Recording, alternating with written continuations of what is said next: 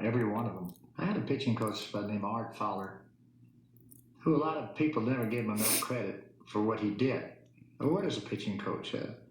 Is he a guru? Is he a genius? What does a pitching coach really do? To me, a pitching coach is a bumper between the manager and the player. If you got 24 players and you got 10 pitchers, that's an awful big part of your team. So you got to have a pitching coach who is going to talk truth to the pitchers when they make a mistake.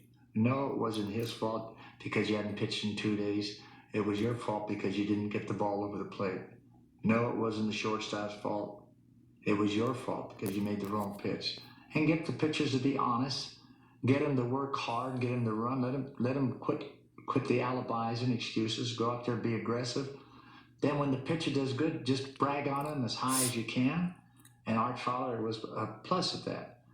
I was the policeman and the guy that had to be the bad guy. I'd go out to the mound. I knew how to butter up, knew how to chew out, and knew how to. The person I had to really ream would be certain pitchers that just couldn't force himself to be aggressive, and I had to get them so mad at me that they're going, I'll show that Billy.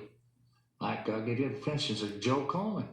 If he was just a mediocre pitcher watching, I'd walk out to the mound, he'd want to throw screwballs and want to throw all kind of junk pitches. I said, you're going to throw your fastball. And I got a catcher, Bill Free, and I said, he will throw the fastball on the mound. He'd go home that night. My coach, Charlie Severi, used to ride home with him, telling Charlie how he hated me. Well, he'd strike out 12, 13 guys, win 20 games. And I love that kind of hate. Your first base coach has got to be a person who doesn't take anything for granted, keeps reminding them, letting them know where the outfielders are not playing deep enough, or they're playing too shallow, or you can't go to third base on a line drive. Just remind them of little things. Tell them the outs, tell them to tag up on a long fly ball. Just the little things, the basic fundamental, but he's got to keep reminding, and when he stops doing it, then he's not doing his job. Go up to a guy who can't get a sign, learn the signs from third base coach and say, you're stealing. Break it down. I've had 3 sets of signs, one for the smart guys, one for the guys that can barely get them, and one for the dummies. And when you got a dummy, you got to tell them, hey, dummy, signs, you're stealing. There's hit and run sign. But you just got to break it down. They don't admit that they're that type of person. They're always giving an excuse, oh, they didn't get it, or they missed it, or whatever it may be. So you eliminate that by having the coach saying, you're going. All right? No last name, first name, middle name, or if I say the word TJ or whatever it may be, you just say, you're running. Very simple. And first base coach, that's his job. To make him get proper leads, and then just reminder. Third base coach, now he's a breed altogether. He is a person who is the manager's right-hand man.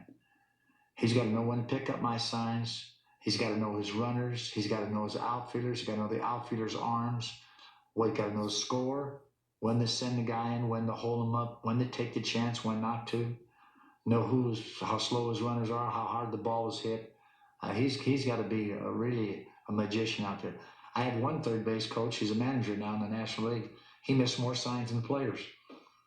But comes in and says, I missed a sign. That doesn't help you a bit. Just costs you a ball game. You can't miss that many signs. And there's no reason for to miss signs when they're that simple. And you make your signs as simple so you don't take away from the ability of the player. You break them down. If your third base coach is good, he'll know. I have third base coach who gives all kinds of 9 million signs, and he messes the guy up. And I said, for the guy that can't get a sign, walk up to home plate. You're hitting. You're not hitting. And if he lifts his head up, take the doubt out of his head. Just break it down simple and let the guy's ability show without worrying about that he's going to make a mistake. And I had one third base coach, Clete Bohr. He was one of the best I've ever had, and he was very good at this. It's a tough job being a third base coach. I was one, so I can tell you it's a tough job.